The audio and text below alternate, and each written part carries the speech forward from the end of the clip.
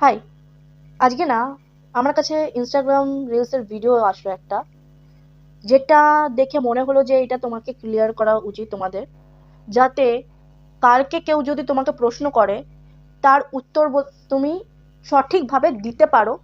সেই জন্য আজকে এই ভিডিওটা তৈরি করা হচ্ছে।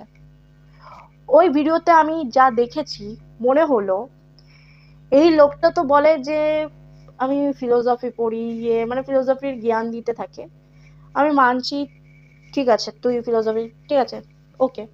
কিন্তু তুই যে ভিডিওটা বানিয়েছিস তার উপর তুই হাসি ঠাট্টা করছিস। তারপরে আমার সন্দেহ হচ্ছে তুই আদেও ফিলোসফি ঠিক করে পড়েছিস তো। আমার এখনো পর্যন্ত সন্দেহ হচ্ছে, কারণ কি, যারা একটু বিন্দু মাত্র যদি কেউ পড়ে থাকে না, তাহলে তাহলে এই জিনিসটাকে নিয়ে মজা ওড়াবে না। বিন্দু মাত্র যদি কেউ পড়ে থাকে, এই জিনিসটাকে নিয়ে মজা ওড়াবে না। কেন বলছি? ওই লোকটা হাতে কলমে বোঝাচ্ছে যে সায়েন্স মোবাইলকে তৈরি করেছে। মোবাইল দিয়ে কিছু লোক ধার্মিক স্ট্যাটাস লাগাচ্ছে। ধার্মিক স্ট্যাটাস লাগিয়ে কিছু লোক বলছে যে ধর্ম সায়েন্সের থেকে উপরে। ঠিক আছে, আমি এই তিনটেকে ঠিকই মানছি, ঠিক আছে, মেনে নিচ্ছি। কারণ কি, ধর্ম ছাড়া আমরা সায়েন্স প্রুফ করতে পারবো না।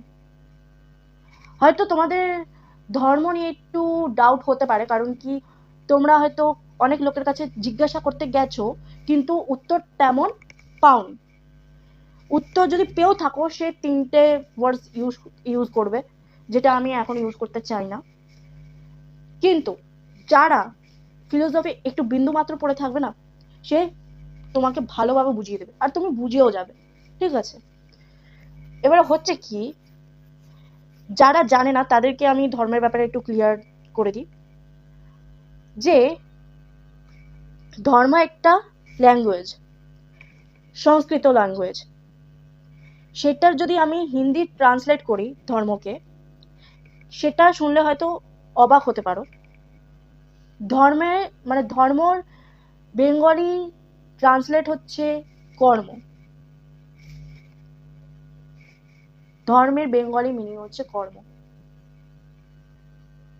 আর কর্ম ছাড়া কিভাবে আমরা সায়েন্স প্রুফ করব, একটু বলে দিতে পারবে?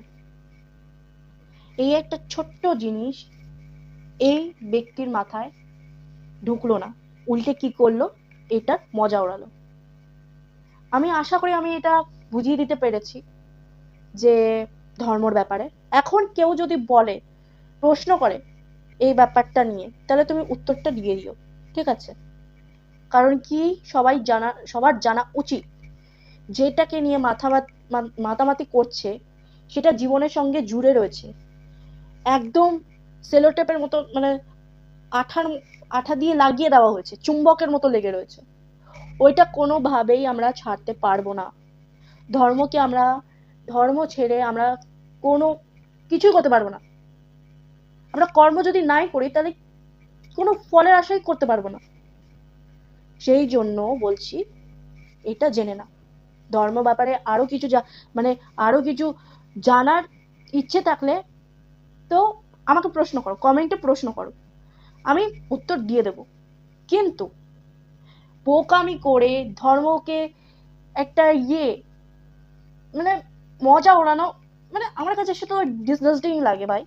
এটা সামনের জন যে ধর্মকে নিয়ে মজা ওড়াচ্ছে, তাকে আমার সব থেকে বড় মূর্খ লাগে।